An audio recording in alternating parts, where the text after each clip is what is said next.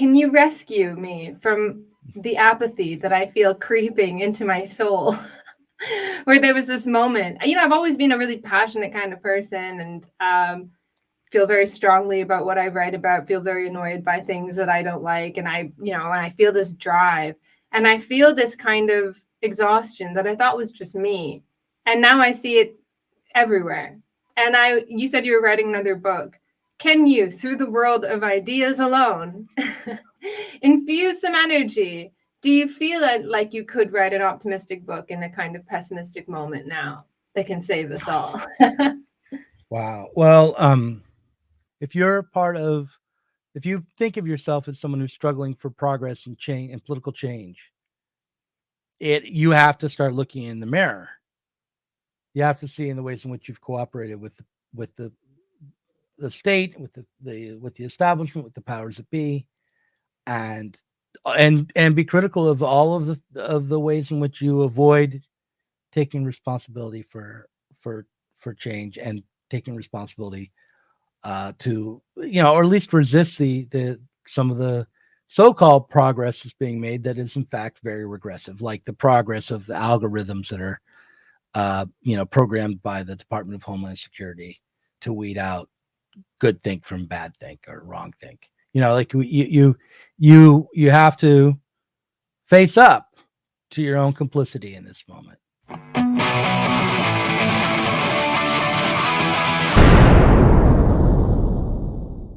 Doug Lain is a science fiction writer, novelist, and podcaster.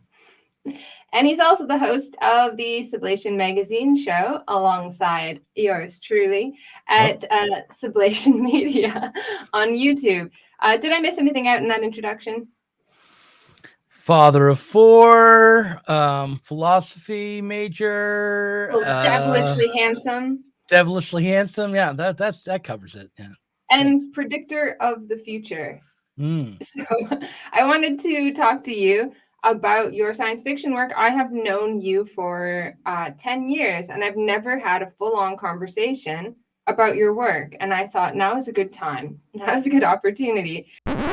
There's been a lot of talk about UFOs lately. Wow, what is it? Mysterious balloons popping up in February, a congressional hearing in April. This is an example of one that I showed at the hearing recently. And last week, NASA held a public meeting to discuss how it studies unidentified anomalous phenomena. The primary objective of this incredible team of experts is not to go back and look at grainy footage of UAPs, but rather to give us a roadmap to guide us for future analysis. While none of those events suggested that the US government has any evidence of extraterrestrials that have visited our planet, this week, a whistleblower who has reportedly held positions in both the National Geospatial Intelligence Agency and the National Reconnaissance Office alleged that the US not only has evidence of alien activity, but has recovered, quote, intact and partially intact vehicles of non-human origin.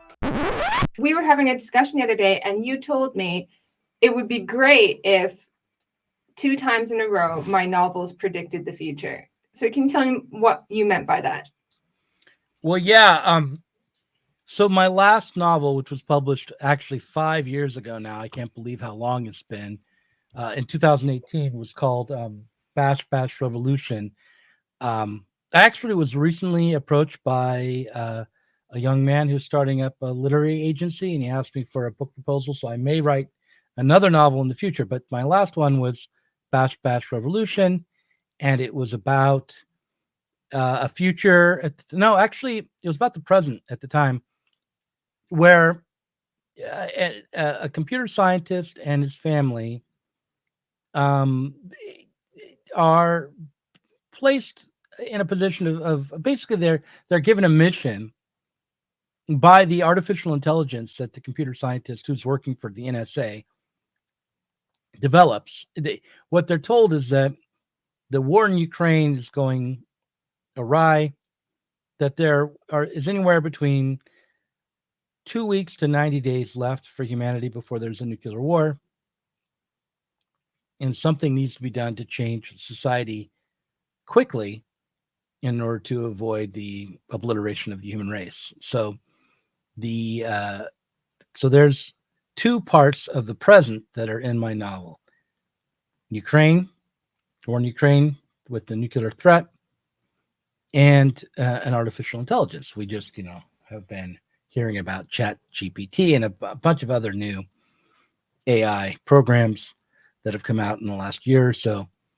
So I thought, wow, I'm really, my novel really predicted it. Like, it was spot on. These are two elements of the story that now have come to fruition. This is our current reality, rather than a far-fetched science fiction future.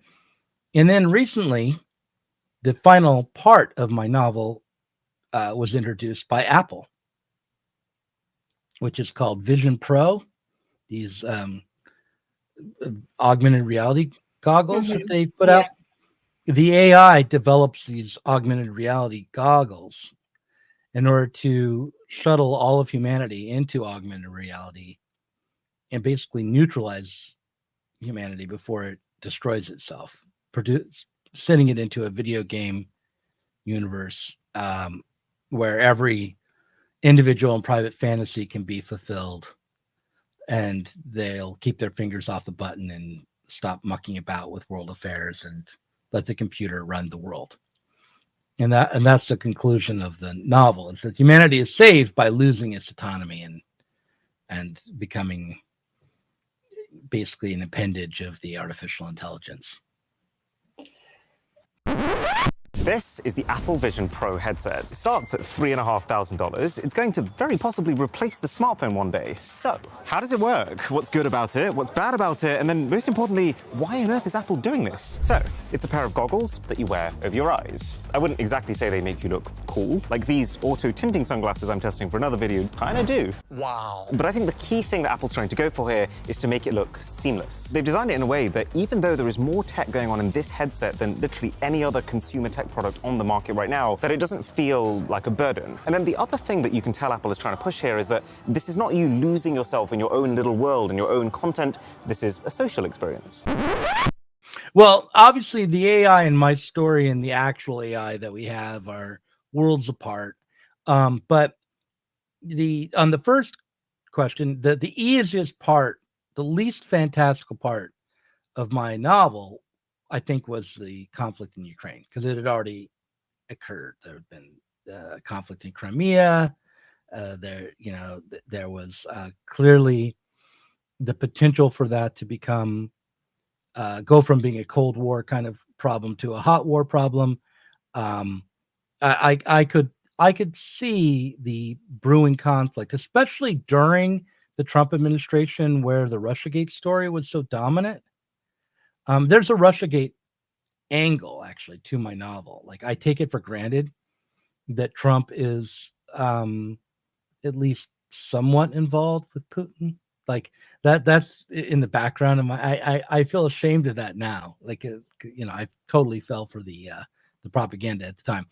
But like, Trump is in the novel, and the potential conflict between the United States and Russia was already on everyone's mind, I think, in 2017 when I was writing the book. I think the Russiagate story kind of primed the pump for the eventual conflict in Ukraine. I mean, I as a science fiction writer was picking up on that story that was in the news and the kind of the propaganda around Russia at the time, and just extrapolating out into the future to what might possibly be in the future, in what I thought was the most hyperbolic and kind of extreme way. But it turns out, I wasn't outpacing reality by very much there. So you said that you bought in a little bit to the propaganda. A lot of dystopias can be essentially conservative in nature. They can say, look, this terrible future is possible, but if you act now and you do the right thing, you can conserve this good society as it is.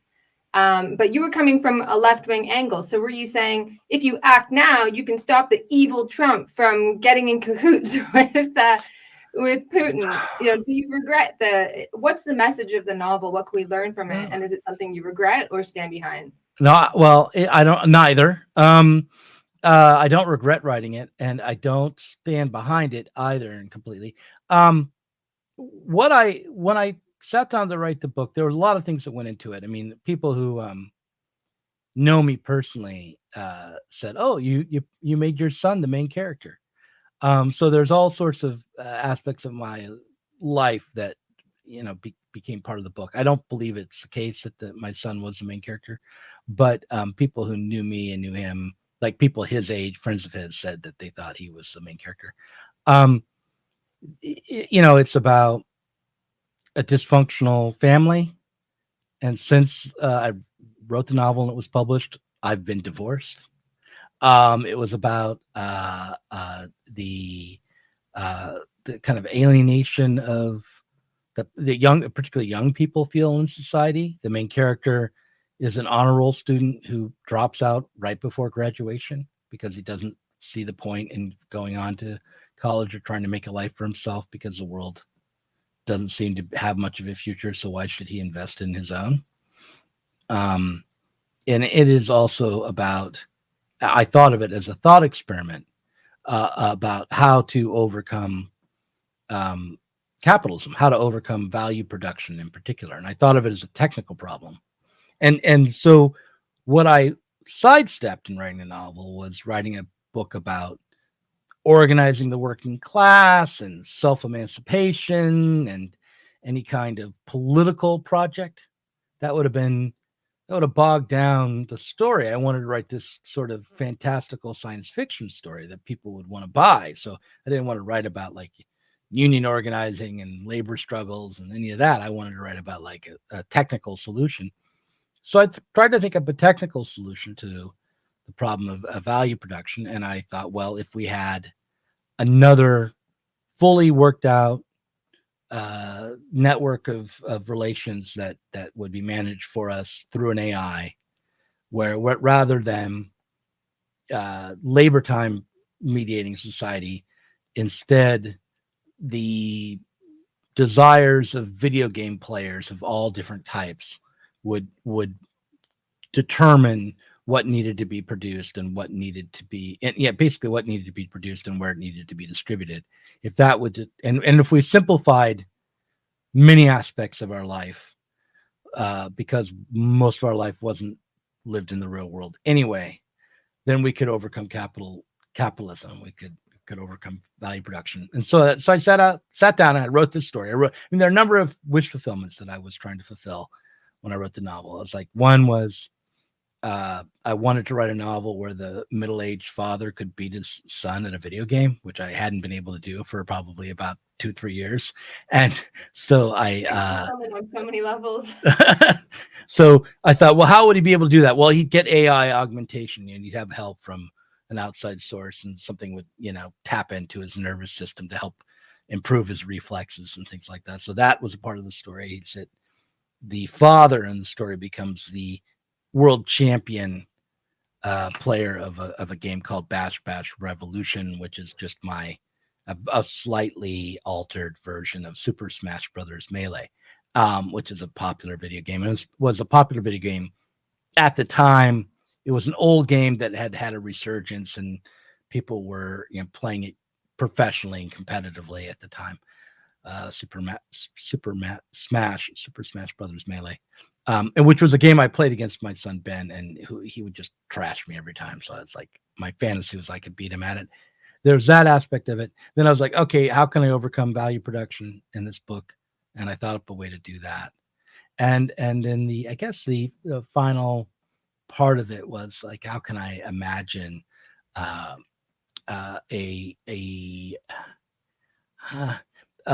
situation where the human race has its intelligence outpace its stupidity, and the way that happened was through an artificial intelligence. Some elite group creates an artificial intelligence which takes over for the stupid human race. But when I wrote it, it was a dystopian novel. I had written it with the aim of kind of producing a bunch of solutions, ranging from I can finally beat my son in a video game to overcoming capitalism. But everything that I wrote was, had a sense of melancholy and loss and alienation, and the solution to the problem was just as bad as the problem itself in a way at the end. So every reviewer saw it as a dystopian book, a kind of a morality tale, a warning. No one said, "Oh, Doug has overcome capitalism with this book." Look, he overcome value production. He overcame value production look at his little clever trick. No one cared about my technocratic solution that was in the novel, but they did. The humanity and the loss of You humanity. intentionally kind of set out to do that. No, yeah, I just wrote the story as it came to me. I the first thing was I had these ideas about, a father can beat his son at a video game. Oh, gamers are the new revolutionary class. Not the working class, but video game gamers. They're going to be the new vanguard party. I really hope gamers are not the revolutionary subject, because if online discourse is anything to go by, that would be a hellscape. And unfortunately kind of reminds you of the very worst aspects of really existing socialism and zero desire to learn from that situation. In fact, Stalinist purges. All right, I'm going to have the upper hand. That's what it sounds like. No, look, though, I think that teenage boys who go to gaming tournaments and hang out, drink too much Mountain Dew, and play Super Smash Brothers Melee against each other are more social and more relatable than most people on Twitter. It's just not. Don't belittle the gaming community by comparing it to the online left. It's not a fair comparison. There's more camaraderie there. But nonetheless, yeah, no, it was a dystopian book. But yeah, I just wrote the story as it came to me, and then when it turned out to be dystopian and melancholy and kind of a morality tale of a kind, and a dark satire of the present rather than any kind of utopian vision of the future, I just accepted that. I mean, that's pretty much been my mode throughout my entire career. I've never really written a utopian story. I've always written these dark, black comedy kind of satires. You kind of removed the subject. You removed humanity from the story. And I wonder if this is because the Doug of 2017 is very different from the Doug of 2023. So you said recently you've had like an awakening where suddenly you realize that the whole Russiagate scandal and so on, you look at things with different eyes. So at that time, were you distrustful of people and distrustful of people's, just swallowing media narratives? And so you thought, oh, well, we can't have a humanity that's capable of actually taking control of things and, trusting humanity to make the future. And so you just, without realizing it, deleted them and it took you to a bad place? Or did you do that intentionally? Have you changed since then? I think that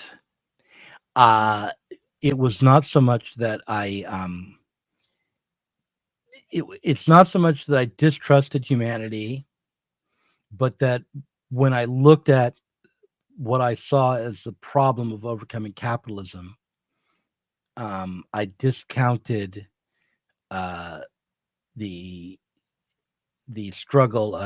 political struggle of working people and everyday people, and thought of the problem of overcoming capitalism as a technical philosophical problem. So when I removed the humanity from the question of overcoming capitalism in a way that I think was a mistake. But it was not that I distrusted humanity. I just myself couldn't conceive of the problem in political terms. I'm not sure if I can yet.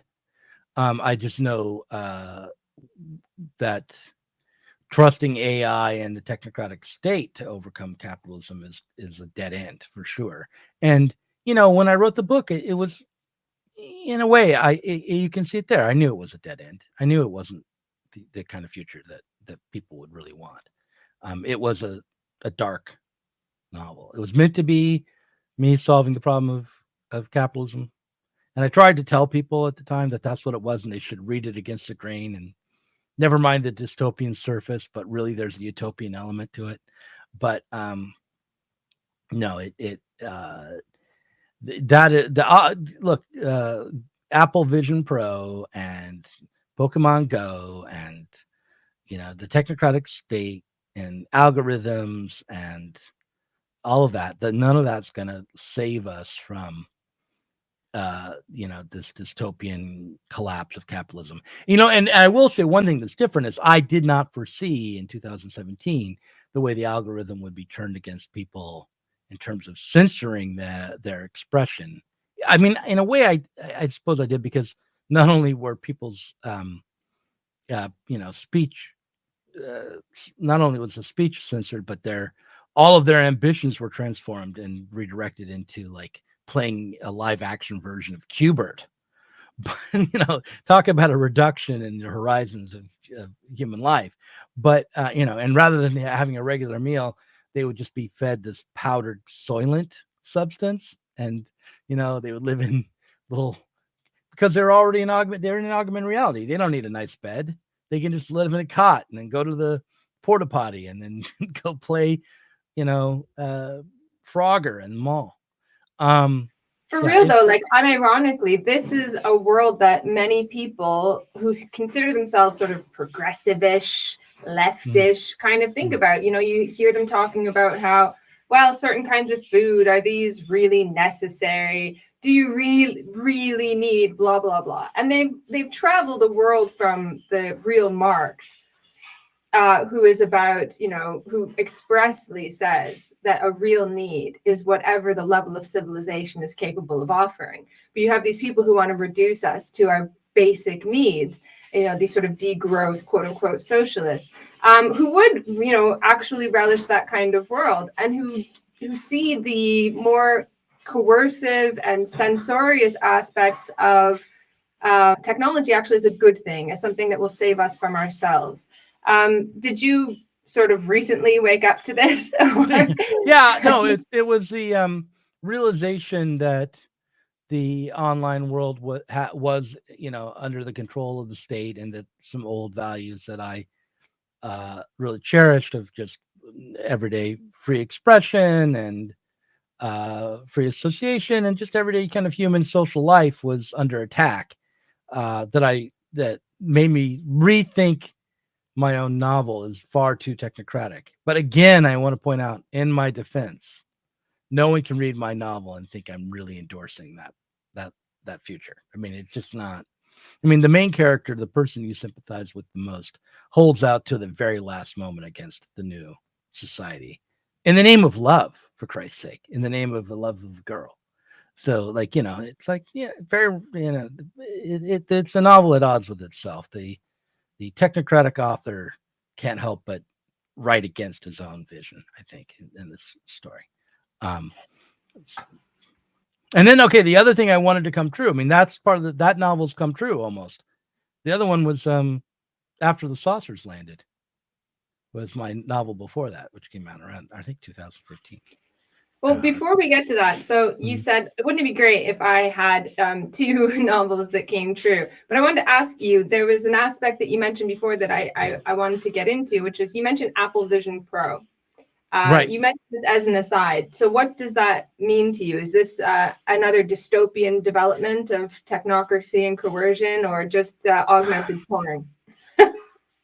Well, in the novel, in order for people to fully enter into the virtual world and be productive at the same time, the virtual world and the real world have to be integrated into one.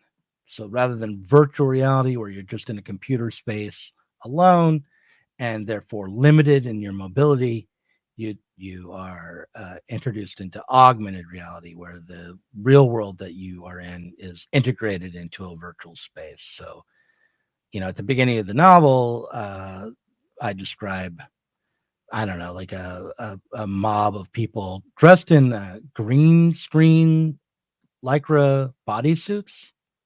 So when they look at each other, the computer generated characters of whatever video game they're in will be projected upon their bodies by the computer. Or in a parking lot, and they're like, I don't know, they're playing Frogger or Space Invaders or something, but live action. And in the process, they're also in the process of playing these different games, they produce parts that are needed for other games. Like they'll part of the video game they're playing will by design of the AI, some of their actions will help produce computer chips or something like that. That's the fantastical part. You obviously would need highly focused and technical work to create a computer chip. You couldn't just be doing it while you were playing virtual joust or augmented reality joust or whatever. But I took some artistic license there. But the idea was that the real world will become virtual rather than all of us. Like in Ready Player One, one of the aims of writing the book was to be sort of an answer to Ready Player One. Like Ready Player One, I thought was not Marxist enough. It wasn't really anti-capitalist enough. It assumed the society that we have now, the kind of neoliberal order that we have now, would persist even after the good guys in the novel won the day. Like nothing fundamental had to change for the Ready Player One universe to have a happy ending. And so I wrote a book where the sad ending was a total overcoming of capitalism by the AI, but also one where the virtual reality world was seen from the perspective of someone in reality all the time. So rather than seeing the wonders of the virtual world, he's just seeing people with wearing green screen suits with flaps in the back so they can undo and poop in the porta potties. They just sort of like they're wearing green screen pajamas and suck That would down. make an absolutely brilliant movie scene. I can see it where it's like the amazing world of AI, and then the goggles fall off, and the people have a butt flap. That's right. Yeah, exactly.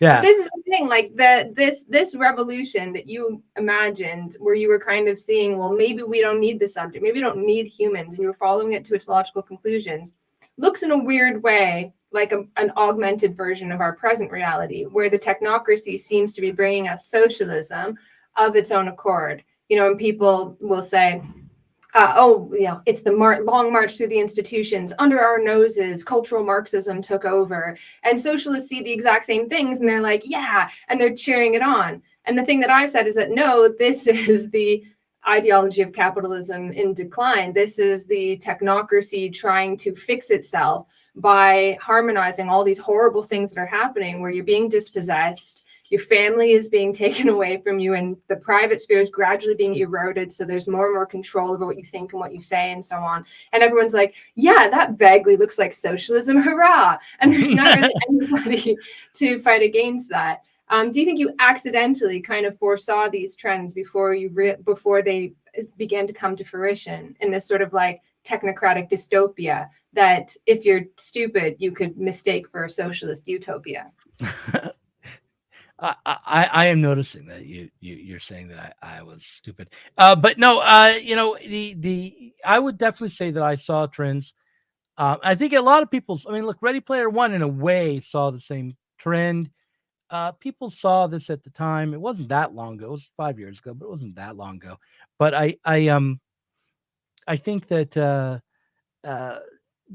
the difference is that I tried to write about all the California ideology, technocratic solutions for capitalist society from the perspective of a Marxist, where you really did overcome capitalist production. Usually that's left completely out. Like the workers still work, there's still commodity production, there's still exchange for money. All of that, it remains in most of these utopian or dystopian fictions. So I focused in on, no, we're no longer going to produce for exchange in a market. We're no longer going to have prices. We're no longer going to have workers exploited for their labor time. All of that's overcome by the AI, which will direct all of our production for us, and everything will be mediated by video and augmented reality.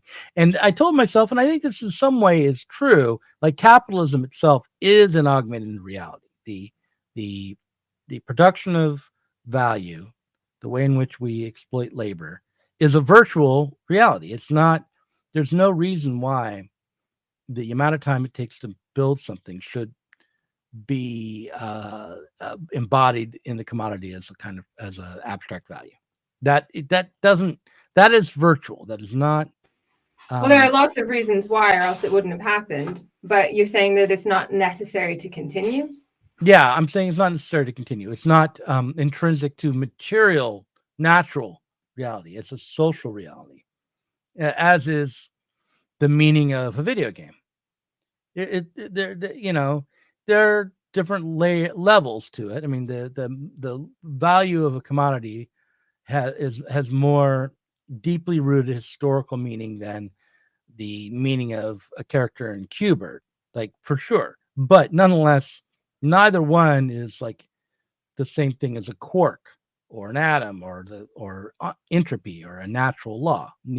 All of these things are produced historically through social relations and human consciousness. It's not. They're all ideological.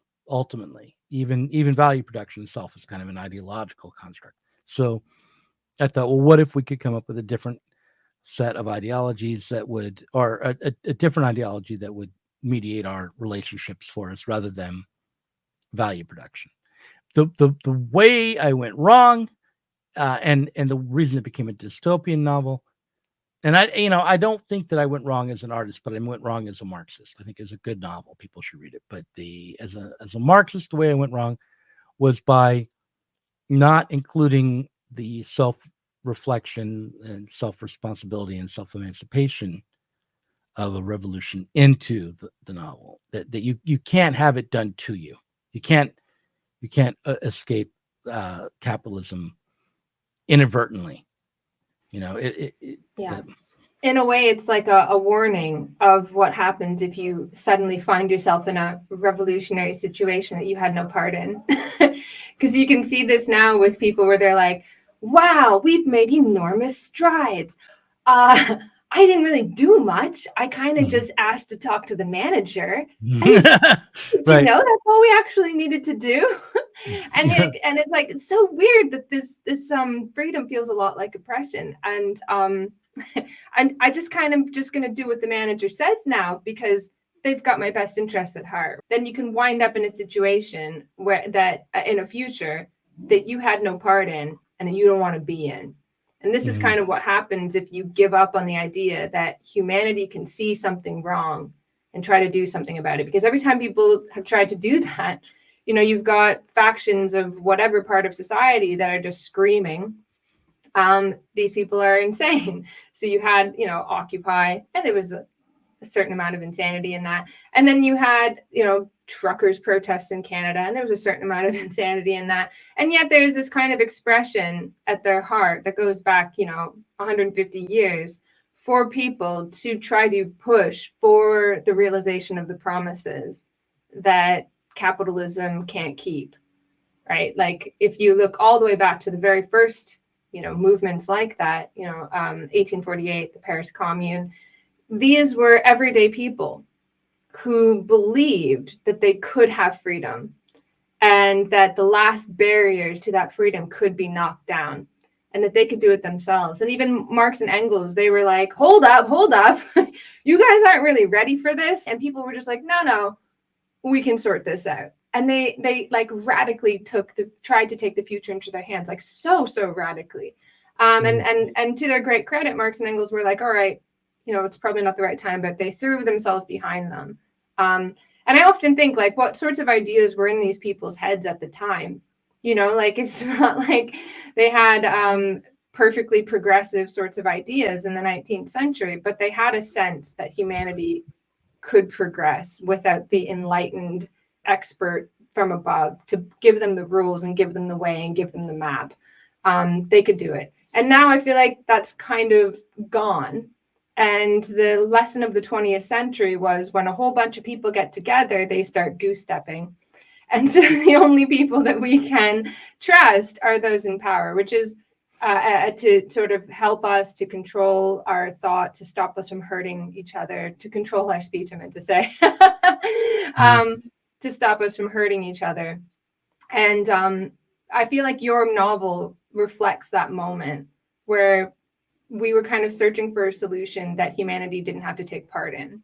And it doesn't lead us anywhere good. To be fair, like those mass movements also didn't lead anywhere good because, you know, how many tens of thousands were slaughtered after the Paris Commune, not by the communards, but the old ruling class that sort of plotted in exile. And so, you know, humanity's kind of at a stalemate. Yesterday, it hit me like a ton of bricks. I thought all that energy, the populist moment, absolutely dissipated. And I thought it was just me. I thought maybe I just need a break or something.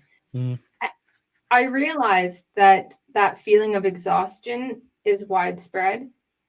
Do you think that we have come up against another wall, a kind of political apathy where it's like everything we tried hasn't worked and there's just no use fighting anymore?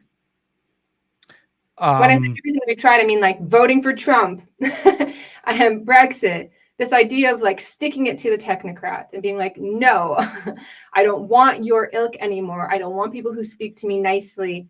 I want the truth, in whatever form that comes. You know, it made, whether you think that Trump was actually that, but it was definitely a reaction against those slick talking, smooth, PR savvy people for something that appeared more authentic, and that appears now exhausted.